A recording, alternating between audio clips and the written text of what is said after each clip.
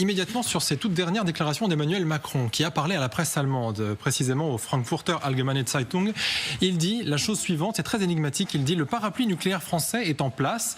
Je travaille actuellement à la mise à jour de notre doctrine et souhaite approfondir le dialogue stratégique avec les Européens qui le souhaitent. » Est-ce que messieurs, dames, est-ce qu'il est question là de partager encore davantage la bombe atomique, puisque nous sommes les seuls aujourd'hui en Europe, avec bien sûr le Royaume-Uni, mais on va voir que c'est un peu différent parce qu'il dépend des États-Unis. Est-ce qu'on est prêt aujourd'hui à le partager davantage? La question n'est pas facile, Gwendoline de Bono. Surtout on ne le partage pas, et ça c'est quelque chose qui ne changera jamais. Il n'y aura jamais de partage de la dissuasion. Il y a un parapluie qui peut quand même, j'allais dire, rentrer dans le cadre de l'Europe. On peut, c'est ce qu'avait dit déjà Emmanuel Macron, le ministre des Armées, c'est-à-dire proposer une discussion stratégique, il l'avait déjà dit, pour étendre la dissuasion, sachant que presque tous les présidents ont dit qu'il y avait une dimension européenne aux intérêts vitaux de la France, les intérêts vitaux que seul le président définit, personne d'autre. Donc ça, c'est une réflexion qui est engagée. Il y a des discussions entre États là-dessus, il y a des vraies pistes par ailleurs qui sont envisagées pour discuter de ce que l'un peut apporter à l'autre, mais jamais dans le cadre d'un partage de la dissuasion qui ça n'existera jamais. Il dit quand même, jamais. le président, il existe de toute façon une dimension européenne depuis 1962. Oui, bien sûr, et avant lui, François Hollande l'avait dit, François Mitterrand l'avait dit, lui l'a répété, il y a eu un discours à l'école de guerre, il y en a eu plusieurs. Il y a de toute façon une dimension européenne aux intérêts vitaux de la France, puisqu'elle est en Europe, puisqu'on a le même marché, il y a le marché intérieur, etc., etc. Donc ça, c'est un constat. À partir de là, comment on peut intégrer des États alliés pour soutenir nos forces nucléaires, les protéger, qu'est-ce que nous on peut leur apporter? Tout ça, c'est évidemment une discussion qui est possible, mais qui, j'insiste là-dessus, parce que souvent il y a cette confusion. Il n'y aura jamais de partage de la dissuasion. Ça veut dire que c'est la France qui fabrique ses moyens nucléaires, et c'est la France qui peut prendre seule la décision d'utiliser ou pas l'arme nucléaire. Enfin, pas la France, d'ailleurs, seul le président de la République. Oui. Et ça, c'est quelque chose qui bougera jamais, quelles que soient les discussions, qui peuvent être longues sur plusieurs choses intéressantes par ailleurs. Le général Patrick Dutartre nous a rejoint sur ce plateau. Bonjour général. Vous êtes donc général de l'armée de l'air, ancien pilote de chasse. Quand on vous parle aujourd'hui de dissuasion nucléaire, en précisant à l'instant qu'on va réfléchir à l'actualisation d'une doctrine, qu'est-ce que ça peut vouloir dire dans la tête d'Emmanuel Macron et de toute façon dans le jargon? Alors moi je reprends ce que disait Gwendoline, partage la dissuasion, enfin oui et non, parce que vous pouvez étendre en fait ce parapluie entre guillemets nucléaire. Là ce qui ne se partage pas, c'est l'appui sur le bouton. La décision. La décision. Par contre, la dissuasion, elle peut être globale, elle peut être agrandie des intérêts vitaux de la France ou des intérêts vitaux de l'Europe. Dans ce cas-là, faisons un point concret sur aujourd'hui ce fameux parapluie. Il englobe quoi? Qui est-ce qui en profite? Dans quelle mesure? Tout ça est un peu flou, je crois, justement. Ah, mais c'est fait exprès d'ailleurs. Les seuls qui n'ont pas de doute, c'est la France. Mais après, est-ce que ça concerne l'Allemagne? Est-ce que ça concerne l'Italie? Est-ce que ça concerne les Pays-Bas? On peut se poser la question, jusqu'où on peut aller? Est-ce que les Pays-Bas, je ne suis pas sûr. Est-ce qu'on va jusqu'à la Pologne? Enfin voilà, c'est toutes des questions, à mon avis, qui sont intéressantes. Ce qui pourrait être intéressant de manière globale, c'est que les Européens nous aident, parce que ça coûte cher quand même cette dissuasion nucléaire. Donc un parapluie où le bouton resterait à la France, mais qu'on puisse élargir en fait la préparation, l'effort que ça représente, ce serait une chose intéressante en fait. Ça veut dire que par exemple, pour ça, on pourrait imaginer qu'il y a une contribution financière de la part des États et qu'en échange de ça, assez simplement, on puisse du coup prolonger comme ça. Admettons, on prenait l'exemple de l'Italie. Aujourd'hui, s'il arrive quoi que ce soit sur l'Italie, la France n'est absolument pas tenue de réagir avec sa propre arme atomique. On est d'accord? Non. Évidemment, parce que c'est, comme ça a été très bien dit, un dogme absolu. C'est-à-dire la dissuasion nucléaire française, elle n'appartient qu'au président de la République. Et donc si on peut étendre ce parapluie nucléaire, c'est-à-dire géographiquement à certains pays, ça c'est une possibilité. On peut effectivement imaginer qu'on demande une contribution, parce que naturellement nos deux vecteurs qui servent à porter cette dissuasion nucléaire, c'est-à-dire les sous-marins de l'île Longue et puis la composante aérienne, tout ça, effectivement, nécessite des financements très importants. Mais il y a aussi autre chose, quand même, qui est fondamentale et consubstantielle à la dissuasion nucléaire, c'est le secret et l'incertitude stratégique. C'est-à-dire, dans la mesure où vous dites, voilà, j'étends mon parapluie nucléaire à l'Italie, à la Pologne, à l'Allemagne, que sais-je, aux pays baltes, vous vous privez de cette composante justement qui est celle de la surprise, celle de l'incertitude, et ça il ne faut pas y toucher. Et d'ailleurs, Emmanuel Macron avait été très critiqué il y a quelques années déjà, vous vous en souvenez sans doute, parce qu'il avait parlé un peu trop. On lui avait dit, on lui avait reproché d'avoir été trop précis sur ce qu'il pourrait advenir de la dissuasion nucléaire. Or, qu'il fasse contribuer un certain nombre de pays aux moyens, à la mise en œuvre, pourquoi pas, mais dire on va protéger tel pays et pas tel autre, je pense que ça serait extrêmement hasardeux, voire imprudent. Gwendoline, rappelons quand même que le Royaume-Uni aussi dispose de la bombe atomique, mais n'a pas les mêmes largesses pour l'utiliser que la France, puisqu'elle ne dispose pas de tout de manière comment on pourrait dire, souveraine. Exactement. Absolument, elle ne fabrique pas tout. Mais en juillet dernier, d'ailleurs, les Français et les Britanniques avaient dit on est des forces nucléaires indépendantes, mais on peut se coordonner. Ça aussi, c'est intéressant, parce que quand on parle d'extension de la dissuasion, donc il y a 2 puissances nucléaires qui sont effectivement la Grande-Bretagne et la France. Il y a vraiment plein de choses à imaginer autour de cette dissuasion. Je parle sous votre contrôle, mais on peut imaginer, et ce sont des idées qui ressortent régulièrement entre États européens, de protéger cette dissuasion, que d'autres États mettent leurs capacités. Par exemple, si les Russes veulent traquer les sous-marins, les SNLE, d'aider à protéger via des capacités sous-marines pour protéger autour de ces sous-marins, même si on ne connaît pas exactement le chemin, mais en tout cas, voilà, de mettre à disposition des capacités pour rendre cette dissuasion encore plus crédible et justement ne pas arriver à cette dissuasion. Ça, c'est des choses qui sont possibles. Général, il parle de 2026, Emmanuel Macron, il dit qu'il s'exprimera sur ce sujet en 2026. Pourquoi un tel délai? Parce que c'est évidemment des questions éminemment compliquées et qu'il faut se coordonner avec des tas de chefs d'État là-dessus. Oui, parce que je pense qu'il n'y a pas d'urgence D'aucuns vous diraient qu'il y a une urgence russe. Pardon ? D'aucuns vous diraient qu'il y a une urgence russe. Non, aujourd'hui, je pense qu'aujourd'hui, l'OTAN, de manière globale, et l'Europe ne sont pas menacés par le nucléaire, ce qui n'est pas forcément le cas de l'Ukraine, pour une dissuasion, une attaque nucléaire tactique. C'est des choses qu'on peut envisager déjà dès le premier jour. Mais aujourd'hui, il n'y a pas de menace à ce niveau-là.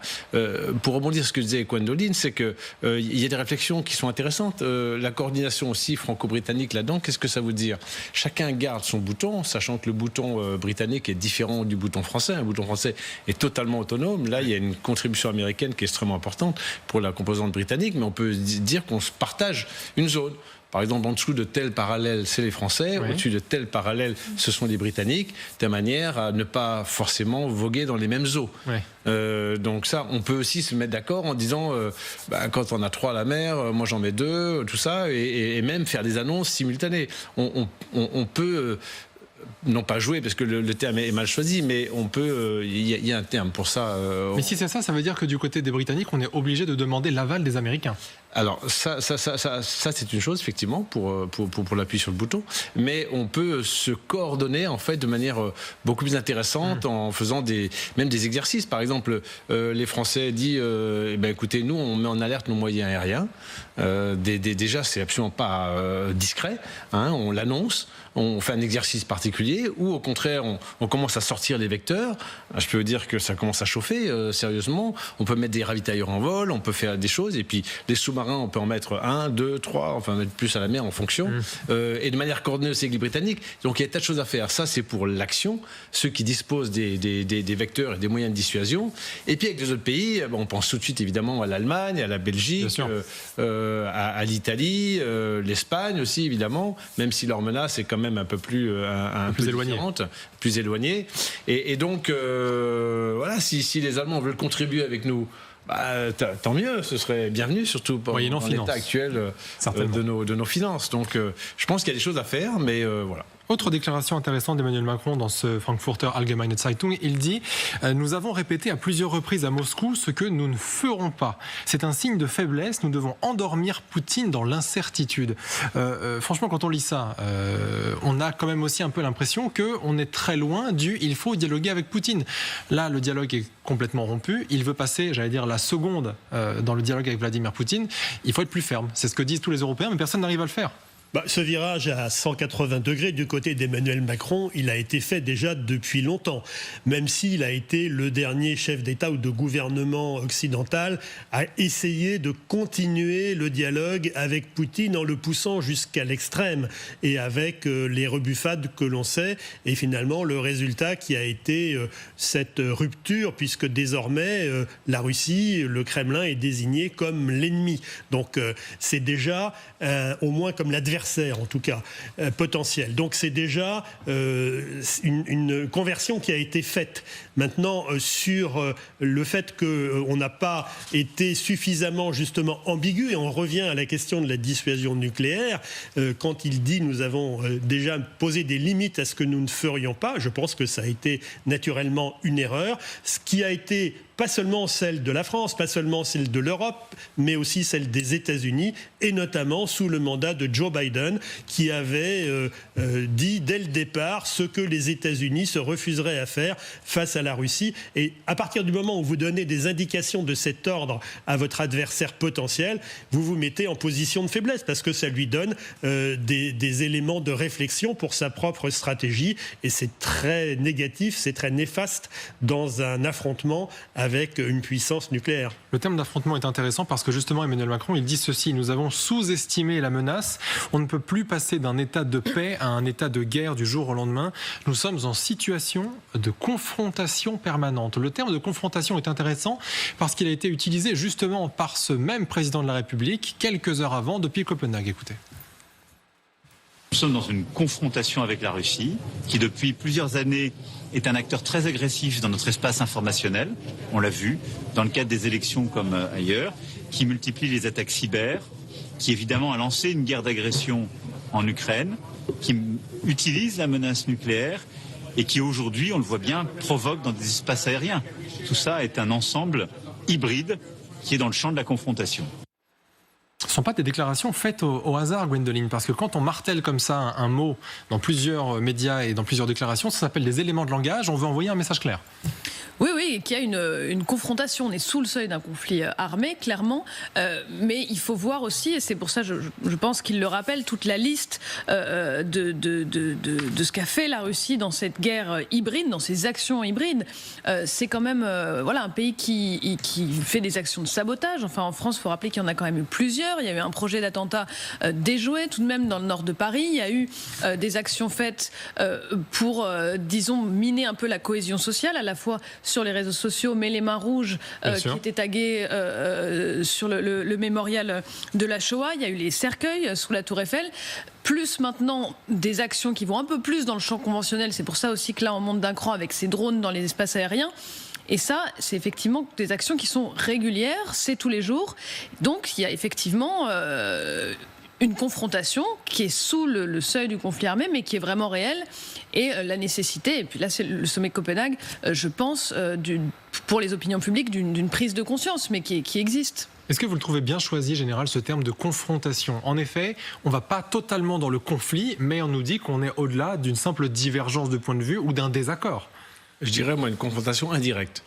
Alors c'est direct, mais c'est pas affiché comme tel. Toutes les actions de déstabilisation intérieure, ce que vous évoquiez, Gwendoline, à l'instant, plus la désinformation, c'est indirect, c'est pas affiché. La Russie, on a fait ça.